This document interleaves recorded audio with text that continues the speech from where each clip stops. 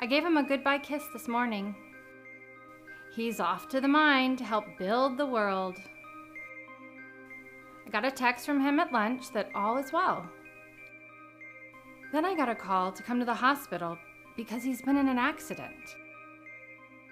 I got in the car and started driving to the hospital. I kept thinking, how could this happen?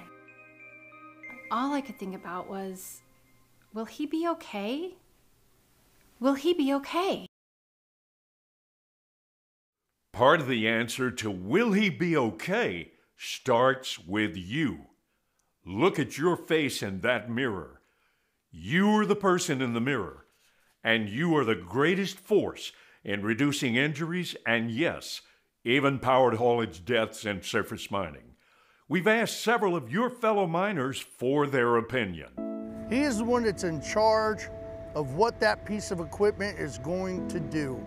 He is the one that has to look around him, be safe to him and the others. I got the equipment in my hands. I make the decisions. I try to make the best decision at all times. Safety starts with you. It ends with you. And no matter what they put in front of you, if you don't follow the rules or if you don't do the safety work, it's not going to work. I'm always looking for the unobvious or anything that could go wrong. I mean, changes or whatever happens, you know, there's always changes in the mind. You always got to be thinking ahead all the time. My family, my mom, my dad, all of them expect me to come home safe every day. My wife expects me to come home safe every day. So I do everything in my power to make sure I come home safe. The first step and tool, let safe thinking and actions guide you. Don't go along with thinking only new and inexperienced mobile equipment operators and haul truck drivers get injured or killed if they don't wear seatbelts. By thinking like that, you're inviting injury or, yes, even death to yourself. Also, what would you say to a fellow fuel truck, lube truck, or service truck operator who says, hey, we've got to service loaders and haul trucks. We don't have time to do a pre-shift inspection on our trucks. Let's go. That's not acceptable. You always check everything because you never know.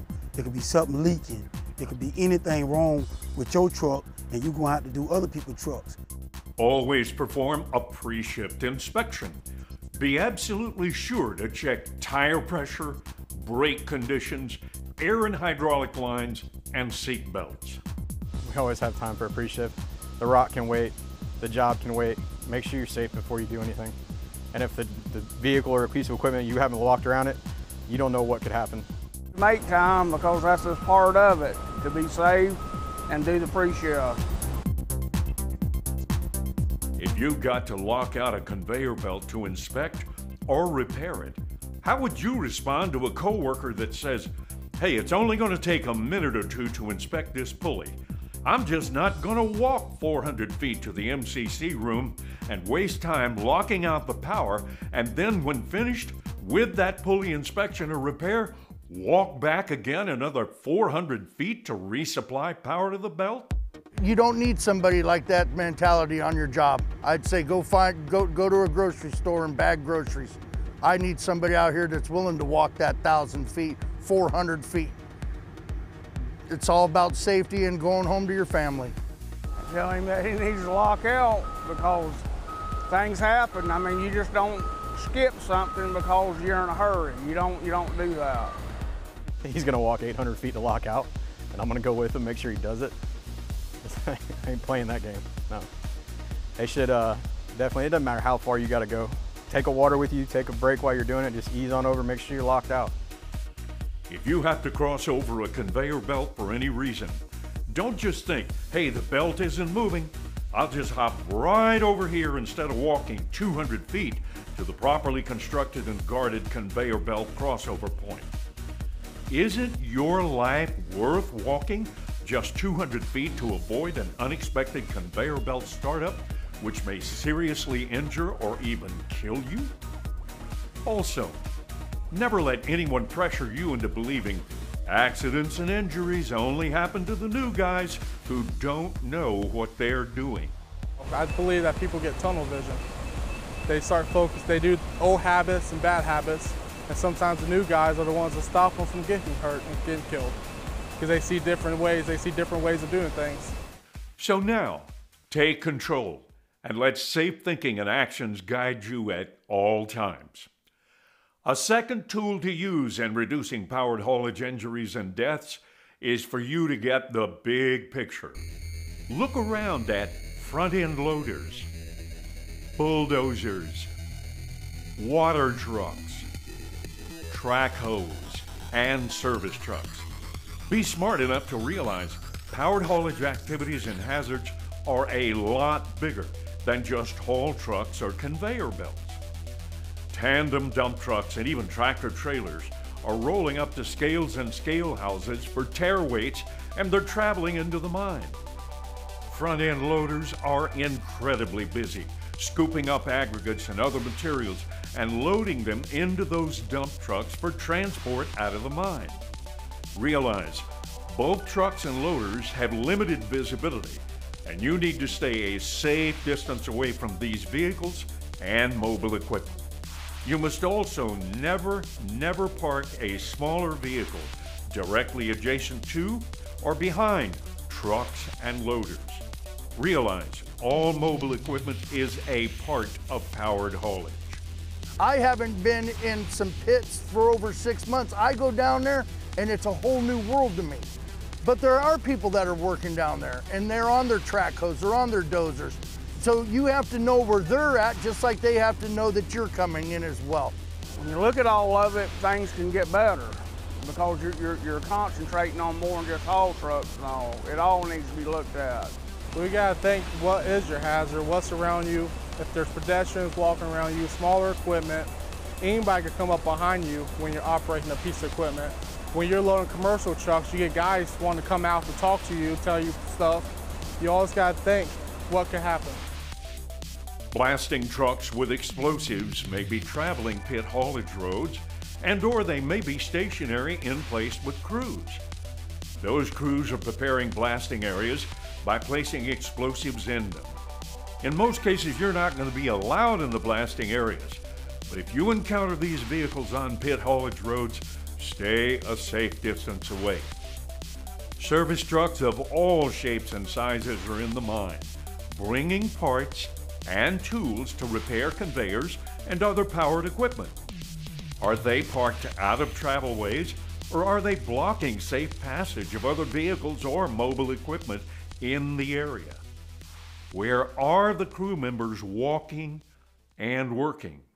Hey, beginning to get the big picture? Powered haulage is everywhere. Complacency kills. I mean, the longer you're on the job, the more complacent you get with it. I mean, you got a good chance of getting hurt then too. So it's not just the new guys, it's anybody on the job. The second you take your eye off something or say, oh, that's not gonna matter, the second you're gonna get hurt. Hold on, there's more to come here. Water trucks are often on travelways and pit haulage roads, spraying water and suppressing dust and respirable crystalline silica. Be certain to give them proper spacing and clearance on roadways, and prepare to even stop until the water truck passes. Bulldozers may be moving soil or various materials in the mine. Now, often they're working in areas in which trenching is ongoing for the placement of cables, pipes, and other underground construction materials. Road graders are often working as they repair or rebuild haulage roads and berms. In many cases, they are grading roadways and essentially making them more passable. Forklifts of all sizes are moving materials for repair or even construction of equipment at the mine. You must keep a safe distance from them. Aerial man lifts will be elevating workers in areas either for equipment inspection, maintenance, or repair. Don't forget railroads and trains and mines. Here they are loaded with aggregates or various minerals, and they will transport these materials out of the mine. You absolutely must stop at all railroad tracks, look in both directions, make sure the crossing is clear of all railroad cars prior to then driving across. Remember, powered haulage activities are far greater than just haul trucks and conveyors. Knowing as much as you can about all the equipment that goes on the site, even if you're just a mechanic in the plant, if you know what's going on outside of that area, it makes you safer. You kind of got an idea what the whole spectrum is. A third tool in reducing powered haulage deaths and ensuring your safety is to learn from other fatalities and other people's mistakes. Let's review some powered haulage fatalities over a 2-year period. Fellow miners actually believe that MSHA fatal alerts should be studied and that you can learn from other people's mistakes. 99% of the time, it's something somebody did wrong that caused that fatal accident. If it's going too fast, if it's turning the curve to whatever. I think that's one of the most important safety things we get out here is when somebody messes up or something happens, they send it to us so we can read it, because you learn from mistakes. Just don't want to be your mistake, or you hate reading about somebody else's mistakes. Let's review several powered haulage fatalities in a 2-year period. First, a shift supervisor is in the cab of his pickup truck and he is parked at the primary crusher site. He is run over and killed by a haul truck that's driving to and from the crusher. A haul truck operator driving around a curve crashes through a berm and into a drainage pond. The operator is killed when the haul truck sinks 20 feet below the surface of the water. A different haul truck operator is driving down a haulage road with a steep grade. He loses control and the truck drives through a berm, rolls down a drop-off, and the operator is killed because he's not wearing a seatbelt.